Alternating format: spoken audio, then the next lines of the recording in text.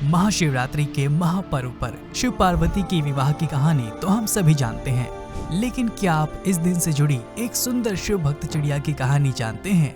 अगर नहीं तो आइए आज इस रोचक कहानी को सुनते हैं और भगवान शिव का आशीर्वाद प्राप्त करते हैं। ऐसी भी मान्यता है कि इस कथा को सुनने से सभी कष्ट दूर हो जाते हैं और सुख की प्राप्ति होती है। नमस्कार दोस्तों, स्वागत है आपका माइथोलॉजी टेल्स में। तो आइए शुरू करते हैं आज की कहानी। एक समय की बात है, एक गांव में एक अमीर सेठ सेठानी रहते थे। उनके पास धन धान्य की कोई कमी नहीं थी। उनके भंडार अनाज से भरे थे और खजाने बेशकीमती आभूषणों से। लेकिन उनका एक दुख था कि उनकी कोई संतान नहीं थी।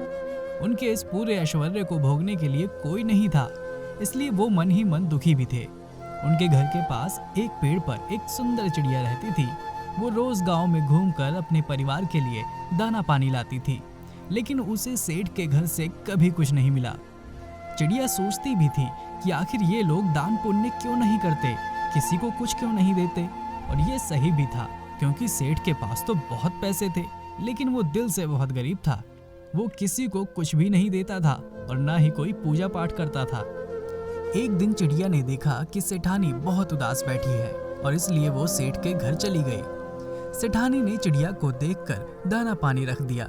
चिड़िया खुश हो गई और फिर कुछ दिन ऐसे ही बीते और अब सेठानी चिड़िया के लिए रोज दाना पानी रखा करती थी। एक दिन चिड़िया दाना चुग रही थी कि तभी अचानक सेठ आ गया और फिर सेठ सेठानी आपस में संतान को लेकर बात करने लगे। सेठानी ने सेठ से कहा कि हमारा तो कोई नहीं, फिर हमारी संपत्ति हमारी बात कौन भोगेगा। इस पर सेठ कहता है, देखो तुम दुखी मत हो, जिसकी किस्मत में होगा उसे ही मिलेगा। ये सब देख सुनकर चिड़िया भी निराश हो गई। उसने सेठानी की मदद करने की सोची। चिड़िया घर आ गई। फिर उसने अपने पति से कहा कि देखो तुम बच्चों का ख्याल रखना, मैं कुछ दिनों के लिए बाहर जा रही हूँ। इतना बोलकर चिड़िया घोंसले से उड़ गई और फिर उड़ती ही चली गई। बहुत दूर उड़ान भरने पर उसे कैलाश पर्वत के दर्शन हुए। वहां पहुंचते ही चिड़िया माता पार्वती के चरणों में बेहोश हो गई। माता पार्वती ने चिड़िया को बेहोशी से उठाया और फिर पूछा, हे चिड़िया, तुम यहाँ क्यों आई हो? इस पर चिड़िया ने माता को सेठ सेठानी की पूरी कहानी सुना दी। चिड़िया ने हाथ जोड़ते हुए माता से आशीर्वाद के रूप में सेठानी की संतान मांग ली। माता पार्वती ने चिड़िया से कहा कि इसका फैसला तो भगवान शिव ही कर सकते हैं।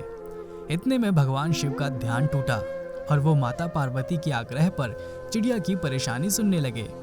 सेठ सेठानी की पूरी कहानी सुनने के बाद भगवान शिव बोले कि हे चिड़िया, उस दंपत्ति के जीवन में संतान का सुख लिखा ही नहीं है, ऐसे में मैं कुछ नहीं कर सकता। चिड़िया निराश हो गई और फिर माता पार्वती के चरणों में गिर गई। माता ने फिर चिड़िया को उठाया और भगवान शिव से सेठानी को पुत्र देने का वरदान देने की विनती की।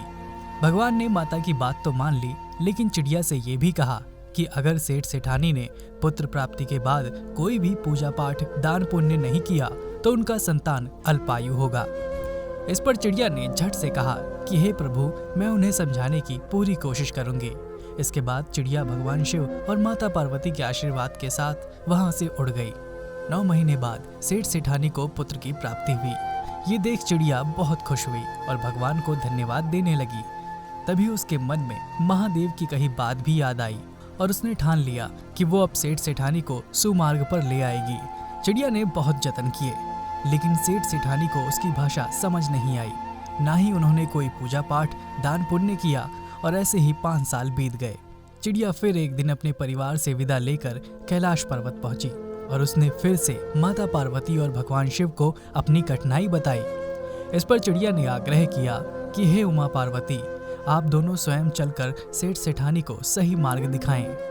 महादेव इस पर राजी हो गए और चिड़िया हंसी खुशी अपने घर लौट आई।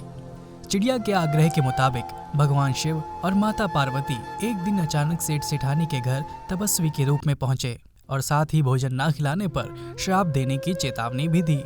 सेठानी बिल्कुल डर गई और उसने भगवान को एक से बढ़कर एक व्यंजन खिलाए। छोटा बालक भी इसमें सेठानी की मदद कर रहा था, जिसे देख भगवान खुश हो गए और उन्होंने सेठानी के पुत्र को दीर्घायु का आशीर्वाद दिया।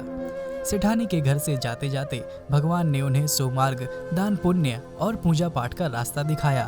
साथ ही शिवरात्रि के पावन व्रत को करने की सलाह भी दी।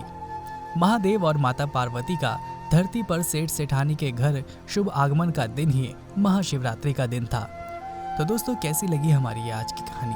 अगर आपको ये वीडियो पसंद आई है तो इसे ज़्यादा से ज़्यादा लाइक करें, शेयर करें। अंत तक इस वीडियो को देखने के लिए आपका बहुत बहुत शुक्रिया।